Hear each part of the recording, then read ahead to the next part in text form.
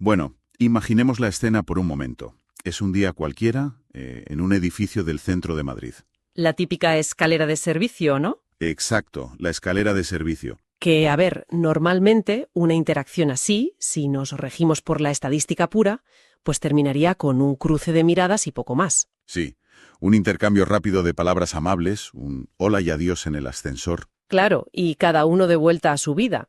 Pero cuando entramos en el mundo de la obra, que vamos a desgranar en esta inversión profunda, pues esa previsibilidad salta por los aires por completo. Salta en pedazos, sí. Es que no queda nada de esa rutina. Literalmente. Esa pequeña chispa, en una vulgar escalera, es el punto de ignición de algo masivo. Y bueno, tenemos sobre la mesa una montaña de notas, reseñas y el material original de Esther, Pasión, Deseo y Sombras. Una novela interesantísima escrita por José Luis Morales Villa. Exactamente. Y nuestra misión hoy es entender los engranajes de esta historia. Queremos descubrir cómo una premisa tan, digamos, de andar por casa, logra transformarse en un cruce perfecto entre romance adulto y un thriller de altísima tensión. Y sobre todo, cómo lo hace sin caer en los clichés de siempre. Porque eso es lo más difícil de conseguir. Ahí le has dado. Porque lo que resulta verdaderamente brillante analizando nuestras fuentes es precisamente esa progresión narrativa. Claro, es que la genialidad del autor no reside en meter un estallido de acción en el primer capítulo, para nada. Reside en cómo las sombras, a las que hace referencia el título, van envolviendo a los personajes lentamente. Es un proceso casi insidioso, ¿verdad? Ya te digo, engancha muchísimo. Pero claro, para entender el impacto de ese thriller oscuro que vendrá después, primero hay que comprender a nivel microscópico quiénes son exactamente estas dos personas que acaban de chocar en el rellano. Yo estoy convencida de que el desarrollo del suspense en la segunda mitad del libro simplemente no funcionaría o se sentiría súper artificial si no existiera una base psicológica sólida en esa primera mitad. Todo gran thriller necesita anclas emocionales. Pues hablemos de él, el protagonista, que además funciona como el narrador de la historia, fíjate. Un detalle crucial, ¿sí? Nos encontramos con un hombre de 50 y pocos años, soltero, con una posición económica francamente buena. Pero, ojo, que aquí es donde la cosa se sale del molde preestablecido. Claro, no es el clásico héroe inmaculado de novela romántica. ¿Qué va, qué va? Ni el típico directivo aburrido. Es un tipo que tiene tatuajes. Es un hombre de mundo, con muchos recursos. Y con unas opiniones muy afiladas, muy suyas. Muy cínicas a veces, sobre sus vecinos y la vida en general. Yo lo veo como una especie de lobo solitario urbano, pero dotado de un sentido del humor inteligentísimo y muy observador. Y justo frente a ese lobo solitario tenemos a Esther, la vecina del piso de abajo. El contraste inicial que plantea el autor es muy, muy marcado y totalmente deliberado. Ostras, es que son la noche y el día al principio. Exacto. Ella se presenta atrapada en una relación que, simple y llanamente, no la hace feliz. Al principio la percibimos como alguien pequeña, discreta.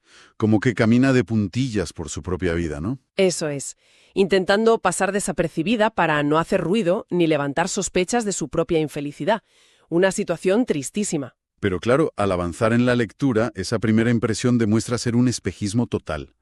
Porque su presencia, su peso específico en la historia, empieza a crecer de una manera espectacular página a página. No se queda en el papel de vecina tímida ni de broma. Lo fascinante de esto es cómo el autor maneja la dicotomía interna de Esther. A ver, explícame eso un poco más. Pues mira, combina una fragilidad completamente genuina, que es fruto de su situación de opresión, con una fuerza interior brutal que estaba latente, enterrada bajo años de rutina. Ah, claro. Y esa fuerza empieza a aflorar en el instante exacto en que ella atisba una rendija. Exactamente. Una posibilidad real de alcanzar la libertad.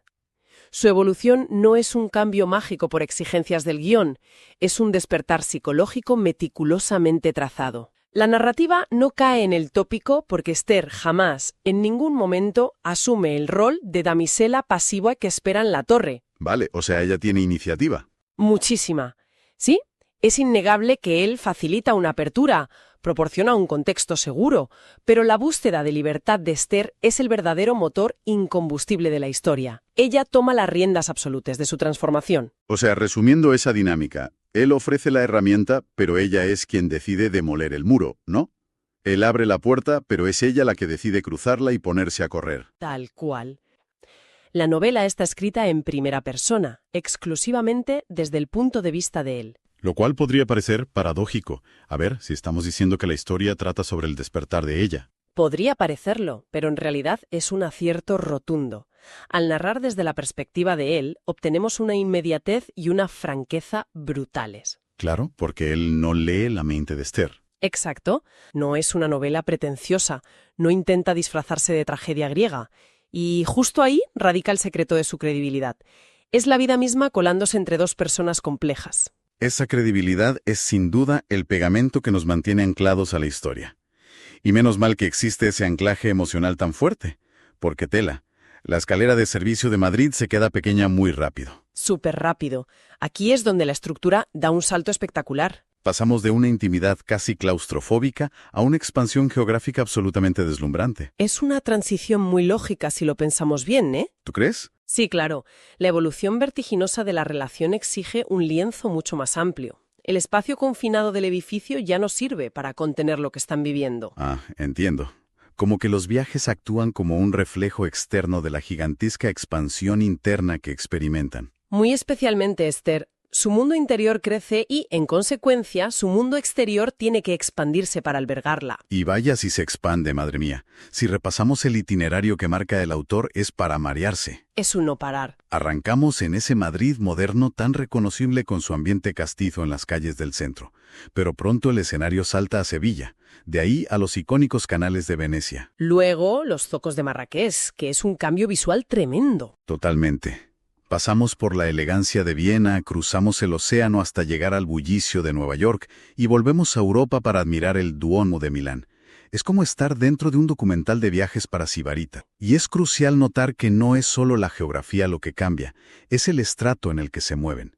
La narrativa nos sumerge de lleno en un estilo de vida de altísima gama. Casi inalcanzable, sí. Hoteles de máxima categoría, alta gastronomía, vinos, joyas.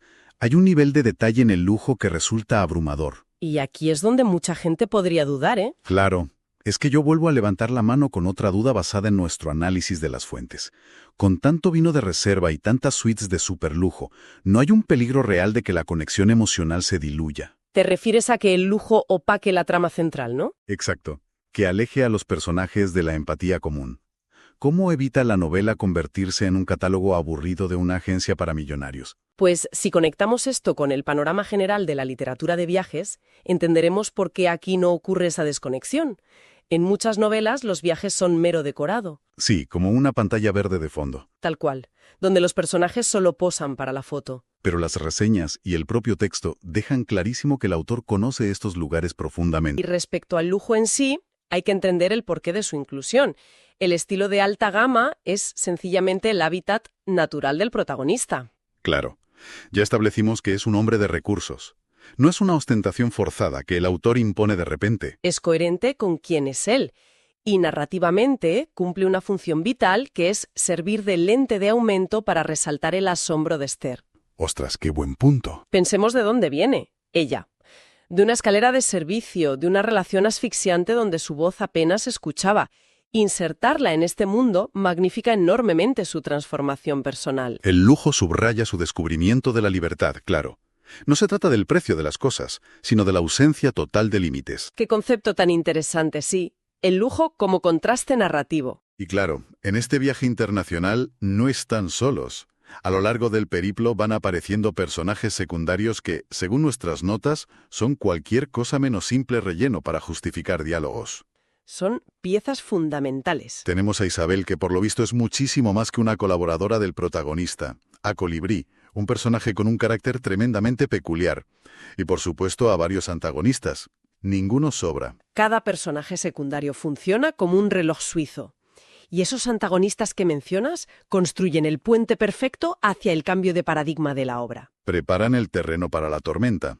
Sutilmente, pero lo preparan. Aportan una profundidad que avisa de que las cosas se van a poner muy, muy feas. Y aquí es donde llegamos a la joya de la corona de nuestra inmersión profunda. El punto de inflexión donde la obra cambia de marcha y la cosa se pone verdaderamente seria. El momento en el que la realidad exterior irrumpe tirando la puerta abajo. Justo cuando parece que nuestros protagonistas están instalados en una nube perenne, las famosas sombras de las que habla el título finalmente los alcanzan. Y la historia pega un giro frontal hacia el thriller. Es un giro de tuerca magistral en cuanto a ejecución temporal. De pronto se revela que hay terceras partes muy interesadas en la vida de Esther. Y no estamos hablando de cotilleos de vecindario o exparejas despechadas, ¿eh? ¿Qué va? Son intereses oscuros, densos, que superan con creces lo estrictamente personal para adentrarse en territorios francamente peligrosos. Empieza a tejerse una red invisible pero implacable. Seguimientos encubiertos, presiones constantes que asfixian a la pareja desde todos los frentes.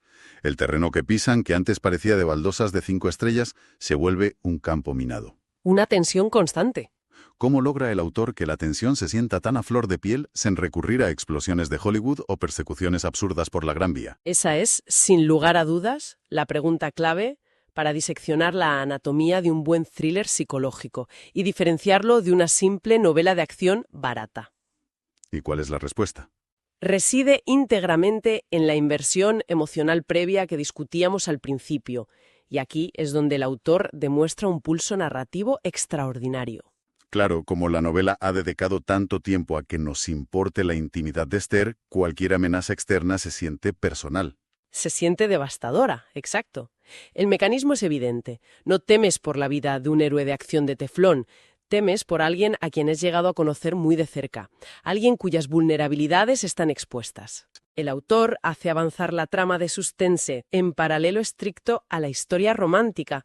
Ninguna eclipsa a la otra, se retroalimentan.